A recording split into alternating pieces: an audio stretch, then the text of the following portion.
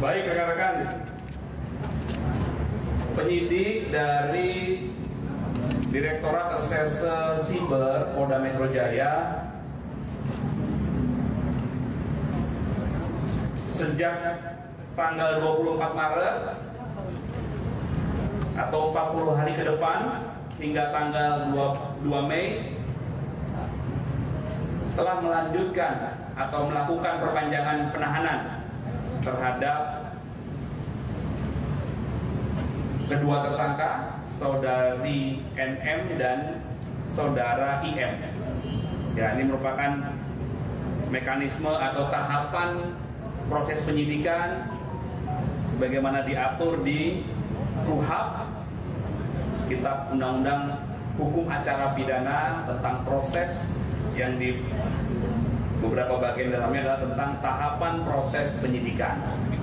Ya, saat ini penyidik terus melakukan pendalaman dan melakukan koordinasi dengan jaksa penuntut umum untuk kelengkapan berkas perkaranya. Ya, itu update-nya rekan-rekan.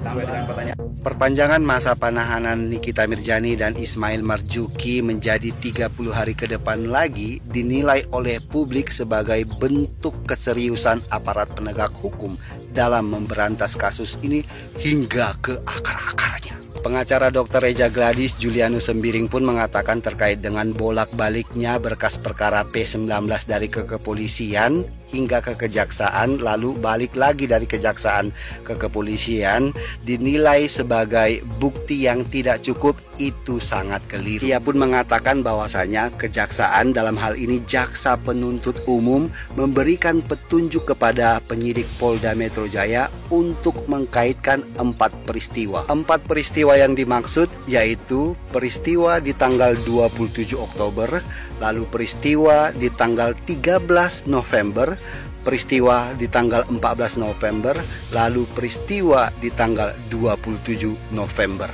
Jaksa penuntut umum memberikan petunjuk kepada penyidik Polda Metro Jaya dalam kasus ini untuk mengkaitkan 4 peristiwa barusan. Pengacara dari Dr. Eja Gladys Julianus Sembiring ini menduga akan ada atau harus ada yang akan menjadi tersangka baru. Wow. Enggak ada.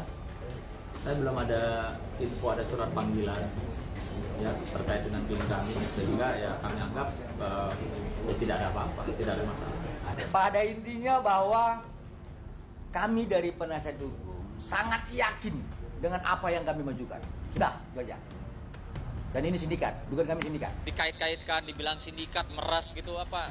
Ini tolonglah, itu pengacara dari pihak pelapor, jangan membangun opini publik terus kerjanya. Ya, bilang ini sindikat, gak usah ngomong-ngomong kayak gitu. Udah gitu mendesak-desak pihak kepolisian untuk segera menjadikan orang lain tersangka. Anda tuh sudah percaya sama Polda, sudah sama penyidik cyber, sudah ikuti saja. Toh mereka kerja dengan baik kok. Buktinya apa? Orang yang dibilang katanya kebal hukum kayak Nikita Mirzani masuk kan, ditahan kan, sudah dong. Jangan lagi memaksakan, mendikte, menyuruh-nyuruh penyidik untuk menangkap, mentersangkakan orang lain. Jangan. Anda itu kan tahu hukum ya. Pengacara itu kan ngerti hukum, ngerti proses aturan gitu. Kalau memang prosesnya masih sedang berjalan, nggak usah didikte-dikte. Emang lo ngasih apa pada dikte-dikte polisi? Ya kan? Emang lo siapa komandannya? Kapoldanya? Pakai dikte, harus ada menurut kacamata kami. Ya kalau gitu ngapain lapor polisi? Kerjain aja sendiri. Ya kan? Ini saya ngomong dari awal, tadinya saya mencoba untuk soft ya kepada senior-senior saya di sebelah tuh. Tapi saya lihat terusan pengen supaya ada tersangka A, tersangka B, ngapain gitu.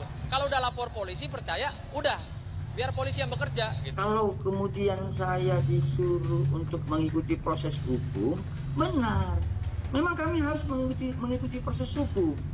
Ya, jadi kita ini kan juga termasuk penegak hukum. Pertanyaannya kenapa diperpanjang? Karena ancaman hukumannya adalah di atas 9 tahun dan itu dibenarkan sesuai dengan pasal 29 KUHP. Jadi kalau aturan sesuai persoalannya, kenapa harus diperpanjang terus? Kalau belum siap ya sudah lepaskan saja. Ngapain dipaksa-paksa perkara seperti ini? Itu saja yang saya minta. Kalau belum siap, ya nggak usah paksa-paksa lah. Kalau Anda sudah berani menahan orang, harusnya Anda yakin bahwa perkara tersebut bisa Anda sidangkan dengan bukti-bukti yang ada. Dan saya ingatkan sekali lagi, rekaman tersebut di mana terjadi percakapan antara Ismail Marzuki dengan seseorang, itu bukti rekamannya sudah saya jadikan dasar untuk saya laporkan. Sehingga di dalam proses pemeriksaan, di mana rekaman tersebut disebut-sebut dalam berita acara pemeriksaan, sudah saya nyatakan di dalam BAP tambahan bahwa rekaman tersebut adalah rekaman yang patut diduga adalah rekaman ilegal. Dan saya laporkan kepada kepolisian supaya yang merekam maupun yang menyebarluaskan supaya diproses. Artinya, apabila bukti rekaman tersebut dijadikan dasar untuk melakukan proses hukum, dijadikan dasar untuk laporan polisi ini, dijadikan dasar untuk melakukan penahanan dan atau menjadi bagian dari berkas perkara, maka saya tegaskan rekaman tersebut saat ini dalam proses hukum dan patut diduga rekaman tersebut adalah rekaman ilegal sebagaimana yang dilarang dalam pasal 31 dan penjelasannya menyatakan bahwa rekaman itu tidak dibolehkan kecuali yang melakukan perekaman itu adalah penegak hukum, aparat penegak hukum seperti itu. Jadi kasus dugaan pemerasan yang melibatkan Nikita Mirzani dan Reza Gadis hingga kini masih bergulir lah ya, belum dikatakan lengkap dan belum P21. Hal ini tentu saja memunculkan banyak pertanyaan-pertanyaan dari warganet atau netizen termasuk saya. Nah, jadi sangkaan utama terhadap Nikita Mirzani ini kan adalah pasal 368 KUHP tentang pemerasan ya. Nah, pasal ini jika kita cermati menuntut adanya 3 unsur utama, yaitu secara sengaja melakukan perbuatan paksaan dengan kekerasan atau ancaman kekerasan untuk memberikan sesuatu yang menguntungkan diri sendiri atau orang lain secara melawan hukum. Yang jadi sorotan utama saya tuh sebenarnya terkait unsur ancaman kekerasan, guys. Secara ilmiah, jika kita lihat dari perspektif kriminologi hukum modern, ya kekerasan itu tidak terbatas pada fisik, tapi juga bersifat psikis atau psikologis. Menurut Packers, Theory of Coercion, guys, ancaman harus menciptakan kondisi di mana korban berada dalam situasi terpaksa, kemudian kehilangan kebebasan untuk memilih dan bertindak karena ketakutan yang bersifat mendesak dan nyata, atau imminent and substantial threat.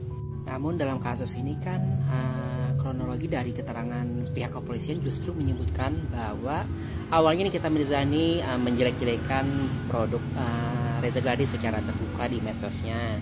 Kemudian lalu pihak Reza Gadis sendirilah yang menghubungi Nikita Mirzani melalui pihak ketiga yaitu Dr. Oki.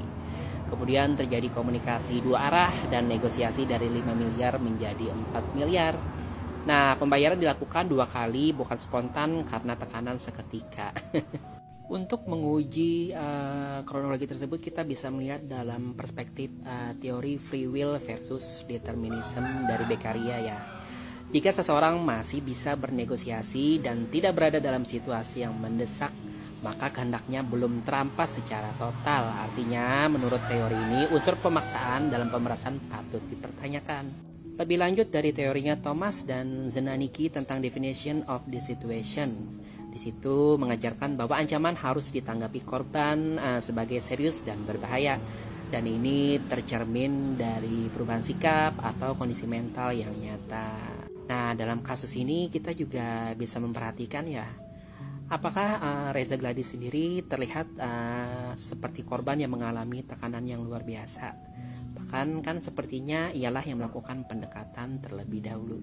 Nah, dengan berbagai analisis tersebut, akhirnya layak ya kita untuk mempertanyakan kembali, apakah benar telah terjadi pemerasan dengan unsur kekerasan atau ancaman kekerasan sebagaimana dimaksud di dalam pasal 368 KUHP. Mengingat prosesnya kan tidak bersifat spontan, kemudian adanya negosiasi serta relasi dua arah. Maka guys, menurut hemat saya, pendekatan perdata atau undang-undang ITE bisa jadi lebih proporsional ketimbang kriminalisasi yang prematur. Namun tentu saja lah ya, kita serahkan kepada proses hukum dan pembuktian di tahap selanjutnya. Udah cek video terbarunya? Udah lah ya. Kalau belum, cek dulu. Nah, karena video nggak bisa di stitch dan di download, jadi gue begini aja nih ya. gue nggak mau nebar kebencian. Gue komen di situ juga komen secara damai ya, tapi belum dibalas sih kayaknya.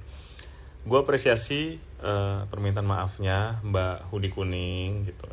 Ya oke lah kalau memang lu baru sadar sekarang, oke gitu. Berarti udah bisa kan kita bersama-sama bersatu ya kan, menyamakan persepsi kalau yang perlu kita berantas sekarang adalah mafia skincare dan juga kasus persekusi Doktif kemarin. Oke. Nanti kita bahas pemerasan itu nanti. Selesai dulu ini, gue akan bantu, gue juga akan up kalau memang ada pemerasan. Tapi setelah kasus mafia skincare ini selesai. Oke, ini gue komen secara damai ya Mbak gitu. Tapi gue mau nanya satu hal nih Mbak gitu kan. Mohon dijawab dengan gamblang gitu kan juga. Kalau bisa jangan ada yang ditutup-tutupin gitu kan. Terkait akun Demit kemarin, akun Vault Cyber segala macam itu gimana kejelasannya? Itu akun dari pihak siapa? Kan lu katanya kenal banget tuh sama mereka kan. Coba lu ungkap ke publik siapa mereka, motifnya apa membongkar terkait pemerasan kemarin. Dan kalau memang kalian kemarin keliru soal membongkar kasus pemerasan yang harusnya kita bisa fokus ke mafia skincare, ya udah coba buktiin aja akun-akun mereka itu bisa nggak mengorek-ngorek tentang mafia skincare ini. Kalau dari pihak kalian itu juga bisa nge-up di kasus mafia skincare dan persekusi kemarin, gue acungi jempol dan gue akan sangat berterima kasih sama kalian dan gue akan mengakui kalian beneran berpihak sama masyarakat. Tapi untuk saat ini permintaan maaf lu ya gue anggap keren karena lu udah berani mengakui kesalahan. Nah sekarang mari kita fokus ke mafia skincare. Oke?